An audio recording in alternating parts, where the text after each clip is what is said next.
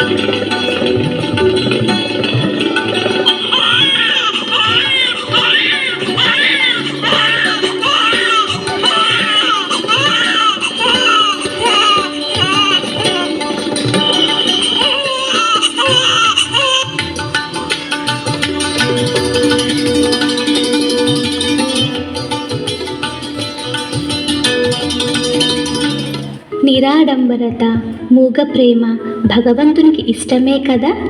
అదిగో ఆ దివ్య కాంతులీనుతున్న బాలుడు కారణజన్ముడు. మూసిన ఆ కనురెప్పల వెనుక విశ్వగోళం దాగి ఉందేమో. చుట్టూ ఉన్న మూగజీవులు తమ ఆనందాన్ని మాటల ద్వారా చెప్పలేక తలలూపుతూ హర్షాదిరేకులు అవుతున్నాయి. దేవగణం పుష్పవృష్టిని కురిపిస్తున్నారు. ఆ దివ్య కుమారుని తల్లిదండ్రులుగా భగవంతుడు ఎంచుకున్న ఏసేపు మరియలలో ఎంతటి ఆనందం! కాలినడకన పొందిన అలసట, గ్రామీణుల నిరసన, మరియ పొందిన పురిటి నొప్పులు ఇవన్నీ మచ్చుకైనను కనిపించలేదు. అదిగో లోకరక్షకుని జనన వార్తను విన్న గొల్లలు తమ ఆనందాన్ని ఇలా వెలుబుచ్చుతున్నారు.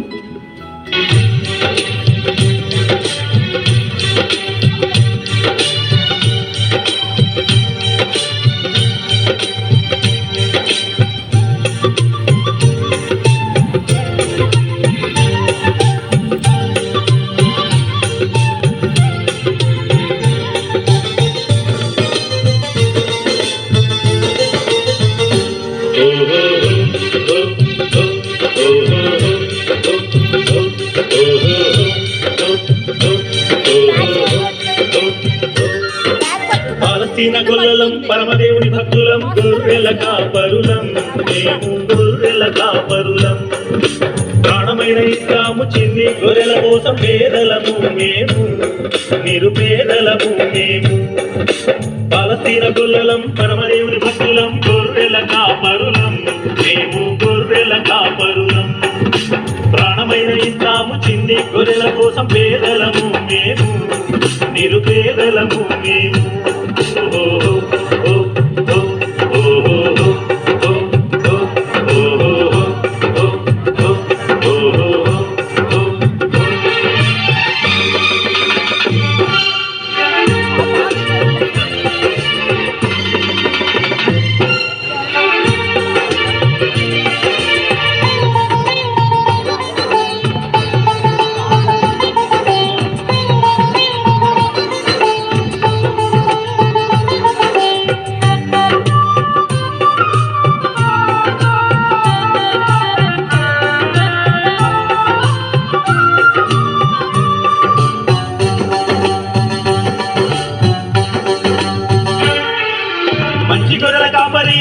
మంచి మేపరి యేసయ్య జన్మించినాడని ఊరి చివర పాకలో పవళించి ఉన్నాడు రాజులకు రాజని.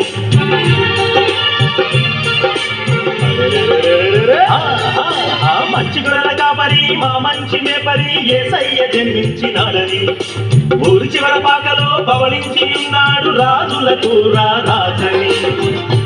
దూత చెప్పక విన్నాము దావీదుపురము వెళ్ళాము తనివి తీర చూశాము కానుకలెన్నో ఇచ్చాము. చల్లరైన దేవుని చూసి ఉల్లమంత ఉప్పొంగి నాట్యాలు చేసేము మేము నాట్యాలు చేసేము. ఓహో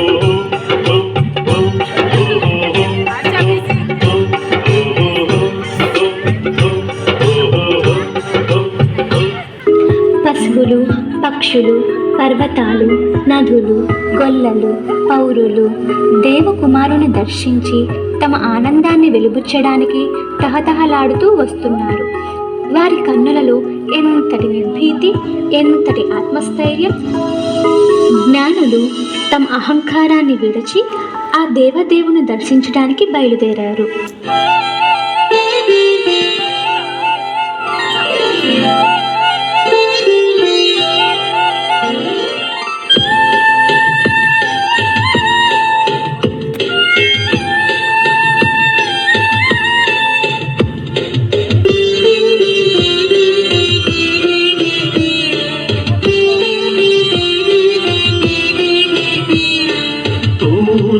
దేశపు జ్ఞానులము చుక్కను చూచి వచ్చితిమి. తూర్పు దేశపు జ్ఞానులము చుక్కను చూచి వచ్చితిమి.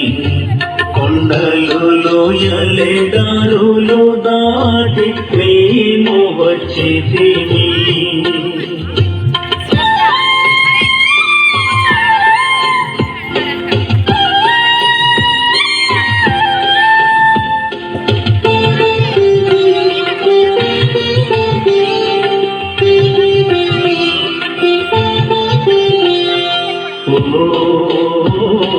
రాత్రివింత తారహు రాజతేజరమ్యమో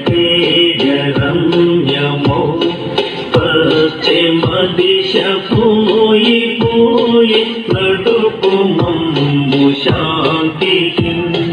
నీ నటించు బంగారము నీ అంగీకరించు ప్రభు. నీ నటించు బంగారము నీ అంగీకరించు ప్రభు. హల్లెలూయా హల్లెలూయా హల్లెలూయా పాడుతూ నీ నర్పించు సాంబ్రాణి నీ అంగీకరించు ప్రభు. నీ నర్పించు సాంబ్రాణి నీ అంగీకరించు ప్రభు. హల్లెలూయా హల్లెలూయా హల్లెలూయా పాడుతూ నీ నర్పించు బోళమును నీ అంగీకరించు ప్రభు. నీ నర్పించు బోళమును నీ అంగీకరించు ప్రభు.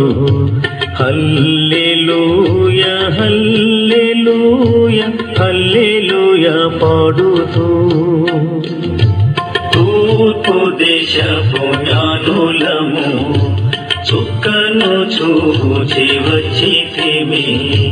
తూర్పు దేశపు జ్ఞానులము చుక్కను చూచి వచ్చితిమి.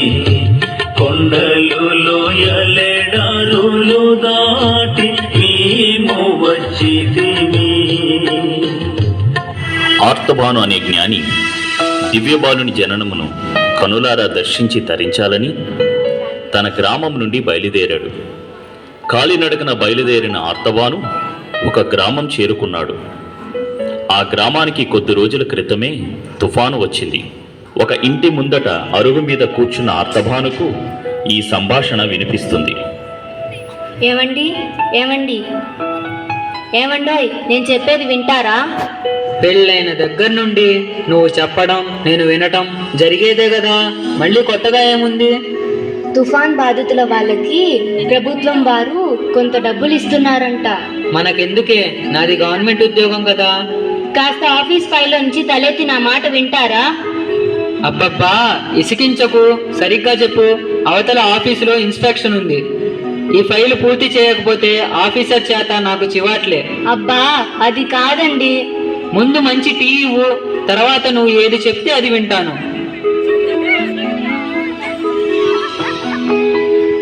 ఇదిగో, కమ్మటి టీ తాగుతూ నేను చెప్పేది వినండి. తుఫాన్లో చనిపోయిన ముసలి వాళ్లకు 1,00,000 రూపాయలు ఇస్తున్నారంట. మంచిదేగా అయితే, ప్రభుత్వం మంచి కార్యక్రమాన్ని చేపట్టిందన్నమాట. వట్టి మట్టి బుర్ర. ఏమండి, మనం కూడా ఆ 1,00,000 రూపాయలు అందుకోవాలండి. నీకేమైనా పిచ్చా? ఎలా అందుకుంటాం? ఏమండి, మీ అమ్మగారు చనిపోయిందని చెప్దామండి. అవును, నాకు ఈ ఆలోచనే రాలేదు. ఎలాగైనా నీ బుర్ర పాదరసం. అయితే ఆఫీసర్ గారి దగ్గరకు వెళ్ళి ఈ మాట చెప్పి మీ అమ్మగారి పేరు రాయిస్తానండి. ఇంకెందుకు ఆలస్యం? అసలు ఈ మాట నాకు చెప్పనవసరం లేదు. నీ ఇష్టం వచ్చినట్లు కానివ్వు. అమ్మయ్య, మీరు ఎక్కడ ఒప్పుకోరు అని భయపడ్డాను. సరే, నేను ఫైల్ చూసుకోవచ్చా ఇంకా?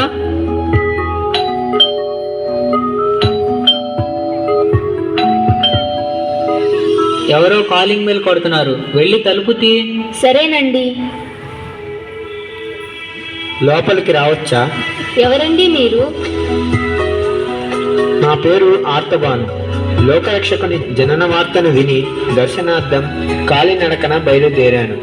ఈ రాత్రికి మీ అరుగు మీద బస చేస్తూ లోపలి నుండి మీ సంభాషణను విని మీతో మాట్లాడదామని లోపలికి వచ్చాను. ఏంటో చెప్పండి. మీ కుటుంబ విషయాలలో జోక్యం చేసుకోవడం తప్పే, కానీ మీ ఆలోచనలలో క్రూరత్వాన్ని విని తట్టుకోలేక వచ్చాను. ఏందయ్యా నువ్వు తట్టుకోనిది? నాకు లేని బాధ నీకెందుకు? కందక లేని దుర్గా కత్తిపీటకెందుకు? సార్, ఒక్కసారి ఆలోచించండి. బ్రతికి ఉన్న తల్లి చనిపోయినదని కేవలం 1,00,000 రూపాయల కోసం చెప్పదలుచుకున్నారే, ఎంత క్రూరమైన ఆలోచన! అయితే ఆ 1,00,000 రూపాయలు మీరు ఇస్తారా? ఎంతకాలం కష్టపడితే 1,00,000 రూపాయలు వస్తాయి. అమ్మా, 1,00,000 రూపాయలు ఇవ్వడం నాకు కష్టం కాదు, కానీ మీ ఆలోచనలో మార్పు రావాలి. సార్, ఆమె మీ కన్న తల్లి. 9 నెలలు తన గర్భంలో మోసి జన్మనిచ్చిన తల్లి. బ్రతికుండగానే చంపేస్తారా? డబ్బులు ఎప్పుడైనా వస్తాయి. ఆమె నీకు తల్లి లాంటిదే. ఇంకో విషయం, నీ భర్తలోని దురాశను కూడా నీవు అర్థం చేసుకో. ఏంటది? ఆయనకు నేనంటే చాలా ఇష్టం, నా మాట కాదనరు. పిచ్చిదానా, ఈరోజు బ్రతికి ఉన్న తల్లిని చంపి డబ్బు చేసుకుందాం అనుకున్నాడు. అవసరమైతే రేపు నిన్ను మాత్రం అలా చేయడని నమ్మకం ఏమిటి? నిజమే కదా. తల్లిని ప్రేమించేవాడే భార్యను ప్రేమించగలడు. డబ్బు కంటే మనుషుల మధ్య ప్రేమానుబంధాలు ముఖ్యం.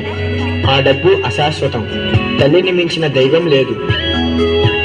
అయ్యా క్షమించండి, ఇప్పటిదాకా నా మనస్సుకు డబ్బు అనే పొరలు కమ్ముకున్నాయి. చివరకు బ్రతికి ఉన్న తల్లిని కూడా చంపుకోవడానికి వెనకాడలేదు నేను. అయ్యా, నన్ను క్షమించండి. కన్నతల్లి విలువను, మానవతా విలువను, వాస్తవాన్ని చెప్పి నా కళ్ళు తెరిపించారు. నా కన్న తల్లినే ఇలా చేస్తే అనే ఆలోచన వస్తేనే ఒళ్ళు జల్దరిస్తుంది. అమ్మా, ప్రతి స్త్రీలో కన్న తల్లిని చూడాలి. డబ్బు కంటే విలువైన బంధం అది. ఇదిగో, నేను మీకు ఖాళీ చెక్కు ఇస్తున్నాను. ఎంత కావాలంటే అంత రాసుకోండి. మీ తల్లి నాకు తల్లి లాంటిదే. ఇంత విన్న తర్వాత డబ్బుకు నేను కక్కుర్తి పడితే నేను మనిషినే కాను. వద్దు సార్, నా కన్న తల్లే నాకు పెద్ద